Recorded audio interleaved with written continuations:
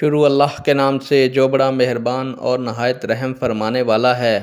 الصلاۃ والسلام علیک یا رسول اللہ وعلی آلک واصحابک یا حبیب اللہ۔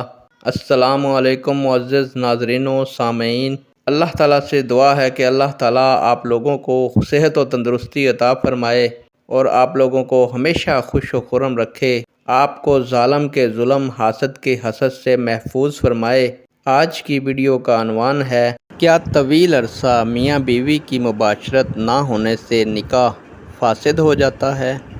امید کروں گا کہ یہ معلومات آپ کے علم میں اضافہ فرمائے گی اور آپ اس ویڈیو کو شیئر کریں گے، چینل کو سبسکرائب کریں گے تاکہ دوسرے لوگ بھی اس معلومات سے مستفید ہو سکیں۔ پیارے دوستو، بڑھتے ہیں ویڈیو کی جانب۔ پیارے دوستو، پہلی بات تو یہ ہے کہ جب تک طلاق نہ دی جائے یا بذریعہ عدالت خلا یا تنسیخ نکاح کا نوٹس نہ ہو جائے، نکاح قائم رہتا ہے، چاہے جتنا عرصہ مباشرت بے شک نہ کی جائے، لہٰذا آپ کا نکاح قائم ہے۔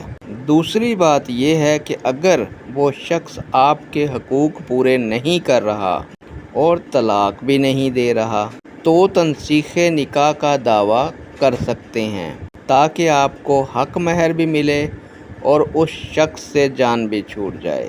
نیک دعاؤں کے ساتھ آپ سے اجازت چاہوں گا۔ اللہ تعالیٰ آپ کا اور میرا حامی و ناصر ہو۔ اللہ حافظ۔